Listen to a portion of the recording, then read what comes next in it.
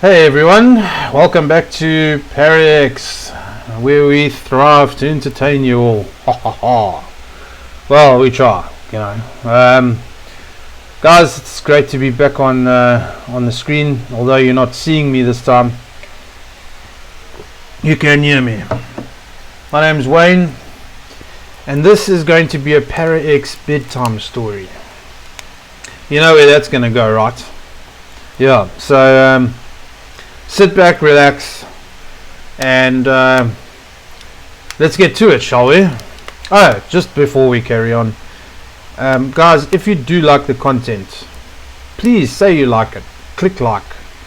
You know, this is one way where YouTube can determine whether they want to keep us going, and it's also another way of us seeing that you like what we actually did. And obviously comments means a lot to us. So if you're busy cooking, or you're laying down chilling, scrolling through Facebook or whatever, listen to the story. It gets you thinking. The storm had felt like a rumor all day, but now the sky was delivering, you know. Kind of like Durban, where threaten, and then all of a sudden, boom. For a second, like a knife catching a glint of light and refracting from the multitude, everything gleamed white. It's just shiny white. The lightning split the whole sky in half, and in that moment it was brighter than daylight. The top of the gravestone seemed to pulse like strobe lights at a nightclub before blackness settled down again. She was kneeling in front of her sister's grave. She came here often, after all. That's what a mourning sister did. But she felt better coming at night. Shrouded in darkness, she could be herself. And she could feel what she wanted, you know, which sometimes was nothing. Absolutely fuck all. A carnivorous echo space of emptiness.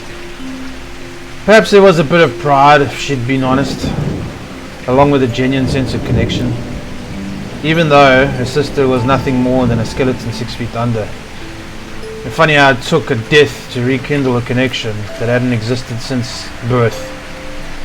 So yay, fucking now she means something to me because she's dead. But either way, the emotions weren't appropriate for daytime mourning. The lightning seemed suitable for tonight. It was an anniversary of her sister's death, and it lit something up inside of her too, a dark part of her that she didn't always feel comfortable touching. I don't think either of us do, or any of us do. In the dynamic moment when everything became bright, she leaned forward and put her lips on the cold stone. She was certain that whatever plane of existence her sister lived in, or on,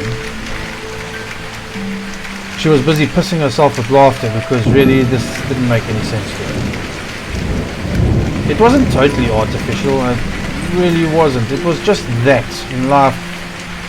They were polar opposites, I guess. They were like magnets pushing each other away.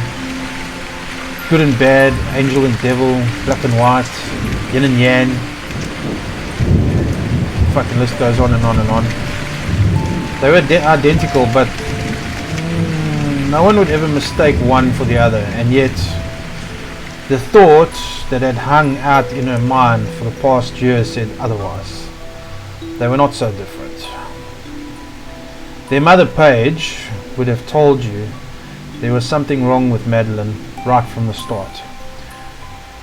Her daughters identical twins, but the resemblance was purely physical. Madeline had been a difficult baby from day one. She was one who cried non-stop, who refused to nurse. When Paige would finally get her settled and carefully place her down, she rarely got as far as the nursery door before Madeline's blood-curdling cries began again, often waking Erica up as well. And Paige would want to just lay on the floor sobbing. I mean, she was like, didn't know what else to do kind of situation. She was so absolutely depleted. You know, Madeline was an infant who made Paige understand why shaken baby syndrome, it's a thing, you can look it up on Google, was a thing, you know. Yeah, understandably. As a toddler, Paige would tell you that Madeline fine-tuned her mean streak. Paige could not take her eyes off her for even a second. For fear she would push Erica down the stairs or pinch her so hard, purple welt would instantly appear. Erica, by contrast, was sweet as pie, and Paige thanked God every day for that. She didn't think she could have handled 2 demon babies, which is how she thought of Madeline. At night she begged God to forgive her. What kind of mother hated her child? We've all been there. Oh, she loved her. She loved them both, but she detested Madeline. She wished for her mother or sister or to offer to take Madeline for a weekend, even a day, but that never happened.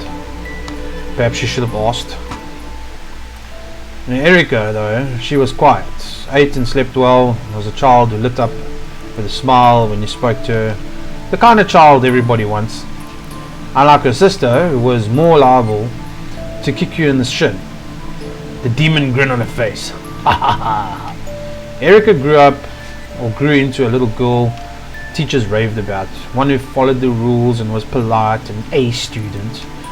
And Paige knew you were not supposed to have favorites, but she didn't. How that was possible?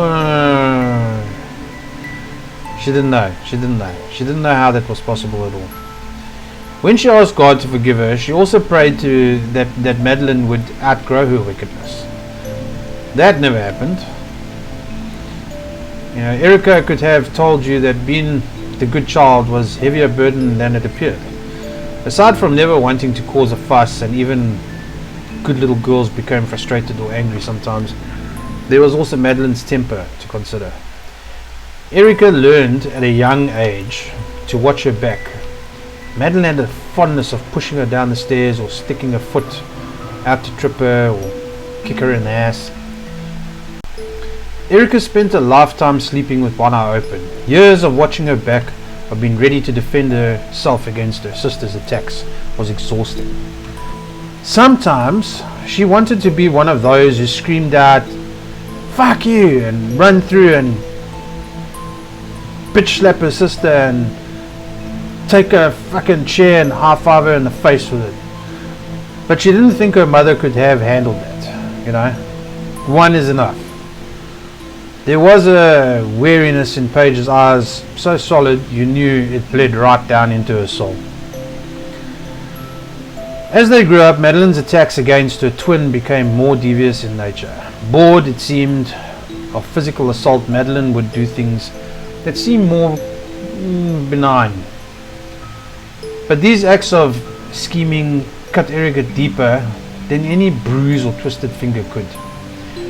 Ripping up a book report with a big red 100% at the top, dumping black dye on her cheerleading uniform, Erica learned quickly that it was easier to keep her head down and privately tell her mother that she had aced the match test or maths test.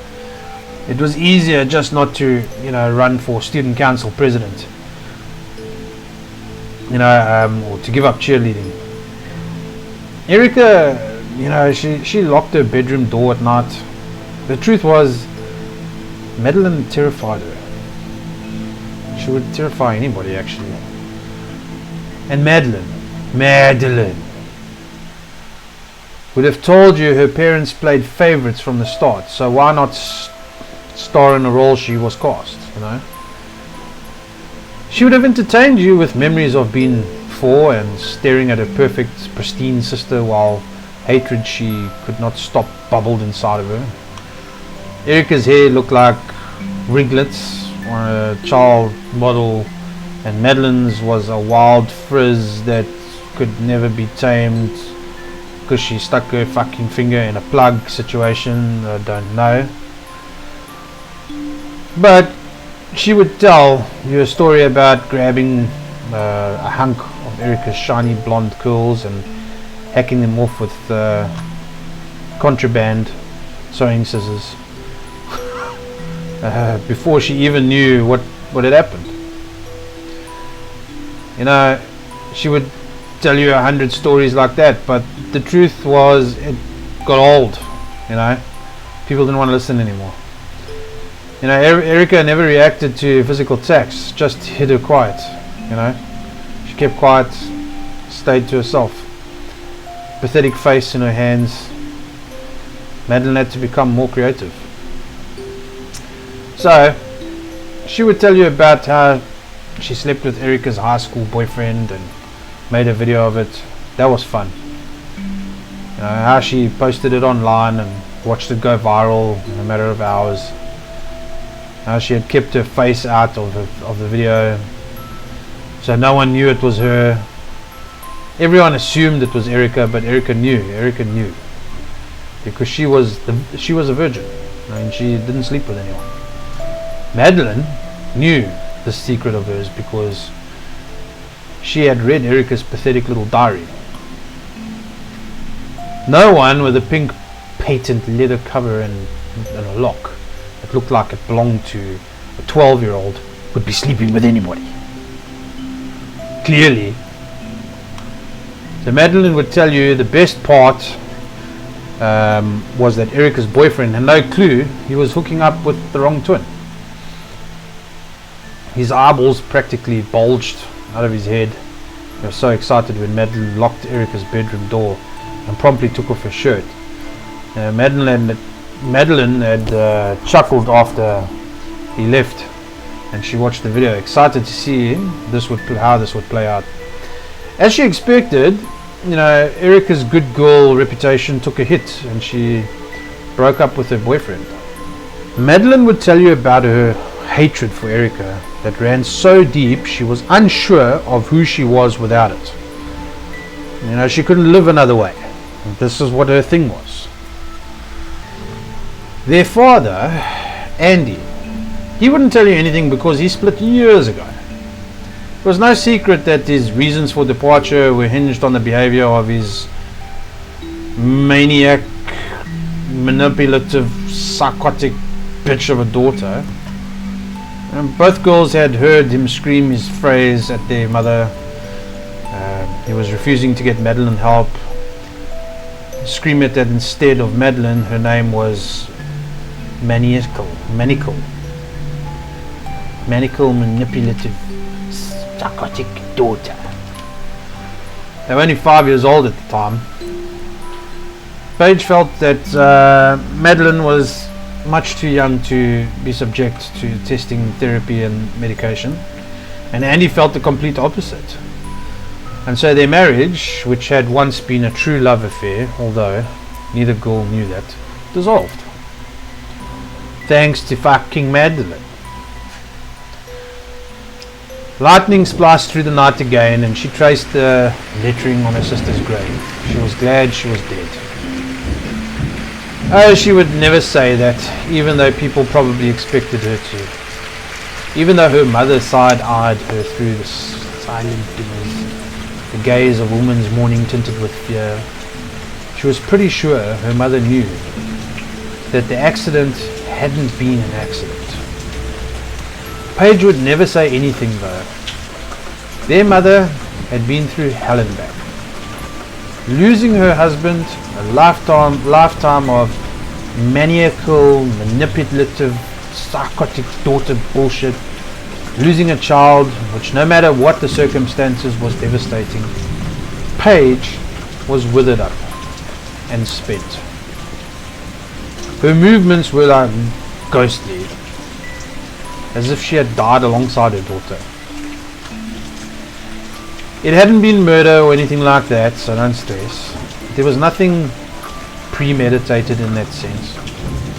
It really was an accident, but it felt as if the universe had offered an opportunity, and like a giant hand had reached down from the sky and said, yeah, take her out, end all of your problems. It was a beautiful October day. They had driven home from school in stony silence. The fallout of Erica's boyfriend's betrayal was still fresh wound. She had parked the car and was gathering her things, and then realized she needed to move it to the street. Their mother wasn't home yet, and she would need access to get into the garage. So she chucked it into reverse and immediately felt a dull thud and a heavy tap. Instinctively, she slammed on the brakes, and then, well, I think at that point she realized what she had done, and then she let them up. She let the car roll backwards, feeling the satisfying rocking as it ran right over her sister, and accomplished what she dreamt of so many times. It was shocking, both what had happened and the sense of peace that she felt over, come over her. I wouldn't say that's surprising at all. Of course, the aftermath wasn't pretty, particularly the immediate aftermath.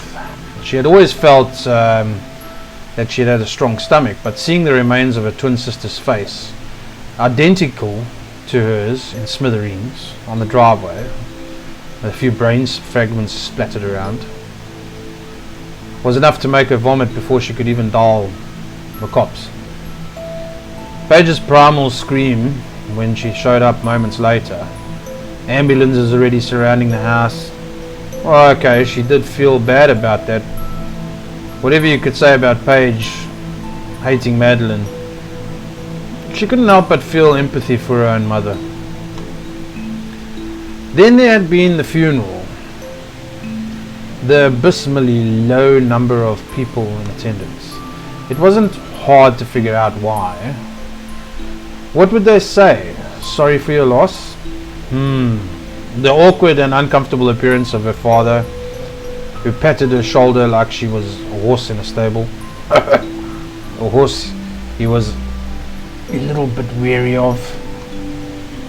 He barely spoke to her, only stared at the casket.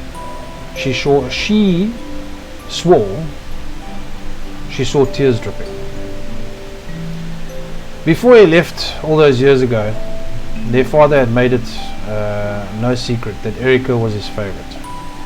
Paige at that time was still trying to perpetuate the notion that she loved her daughters equally. But Andy had little patience for that. Erica was the one he played with all the time, the one he took along for Sunday errands and went with him to the shops, the one whose ears he pulled quarters from the embarrassing dad joke way, like, ooh, look, there's a quarter. Still, it was bizarre to see him standing over the casket crying. It wasn't even open. She had half expected him to stick around, maybe with her sister out of the way. The three of them could, form a nice normal family. She was nearly 18, but she still fantasized about the life she could have had if it hadn't been for her stupid fucking sister. A mom, dad who loved her, or loved each other and adored her, and that was it, nothing more. No sister. She could picture her whole future, Christmas dinners with the three of them together, the wedding day with both parents walking her down the aisle together, happy life. But that was not to be. Andy split faster than he had the first time. Clearly he had started something else somewhere, or another family. He hadn't even come to the, what do they call it, interment at the cemetery, or what do they call it, where the body goes down into the cemetery, into the hole. He wasn't even interested in that. Just came to the church service and left. Rain was beginning to fall now, and she thought it was time to go home. She really didn't want to, because the biggest secret that she kept was that she felt closer to her sister in the year that had passed since she'd run her over than she had all her life. She felt a sense of aliveness, connection whenever she visited the grave. Sometimes she was almost a bit regretful, maybe that connection meant that some way, somehow, they could have overcome their differences. Perhaps it was a sense of a connection because her sister couldn't do the shit she used to get up to anyway. Maybe her sister had just been playing the role she was casted after all. Or maybe it meant they were not so different after all. As the rain began to fall harder, Erica traced her fingers through Madeline's name. It was a ritual she did each time she said goodbye. She traced the name, she whispered it into the darkness. She leaned over and kissed the chilled, wet stone once more and before standing up. It was funny. If it had been the other way around, if Madeline had crushed Erica with the car, everyone would have assumed it was on purpose. But Erica, no one would ever suspect that. She had a moment to think, a moment when she could have stopped the trajectory of what was about to happen. And if they did suspect the moment existed, they would never guess that Erica, would have taken her foot off the brake purposely. Not Erica, who volunteered at the homeless shelter and dutifully rinsed her toothpaste down the sink and never had bad word to say about anyone. Even her maniacal, manipulative, psychotic sister, no one would ever know. And there was a sense of peace now. At least she didn't have to watch her back all the time, always wondering what Madeline was up to. The space gave Erica time to think about things. The amount of energy that had been spent managing, deflecting and watching out for Madeline's hatred was mind-boggling. Stuff with anybody's head, actually. Without her there was a lot of space. Maybe that was why she liked the way she felt when she visited the cemetery. It was familiar. Erica leaned over and kissed the gravestone one last time, and she felt that jolt of electricity coursing through her, that piece of evil that seemed to come from Madeline. She had always understood Madeline's hatred because she felt the same way sometimes. She had just never done anything about it, or at least until the day of the accident. No, they were not so different, were they? As Erica turned to leave, another bolt of lightning bent the sky white and purple. Just at that moment, she swore she saw a hand reach out of the ground, grab her ankle and yank her. When the darkness enveloped her again, she saw she had only tripped over her own 2 feet. There was nothing there. No hand sticking out the ground, no ruptured earth. Still, Erica was shaken. She scurried out of the cemetery, her heart pounding in a way it hadn't in the whole year. The entire time she continued to look over her shoulder, expecting to see Madeline. She swore she heard her chortling behind her. But as she reached her car, she realized it was only the thunder. She thought about the day recently when she tripped heading down the front steps of the house. How she'd sworn she felt a hand shove her from behind. There was no one there though. And she had chalked it up to, needing a morning coffee more than she realized. Now though, Erica wondered, wouldn't that just be like Madeline? To be able to cause trouble from beyond the grave. She quickly shook her head as if to clear that thought away. This was just PTSD from years of abuse, leftover trauma from what she'd done. It was not Madeline. As she threw the car into reverse to turn around and hightail it out of the cemetery, she remembered that day in all of its vividness, and she knew she had done the right thing. There was nothing that Madeline could do anymore, being dead and all. Erica was glad she was dead. She was glad she was the one who made it happen. Madeline wasn't the only one who was maniacal, manipulative, and psychotic. No. They were not so different after all. Guys, thanks for listening to our short story, our bedtime story. It's a little bit of food for thought when it comes to twins. How opposites attract, or how to pull together.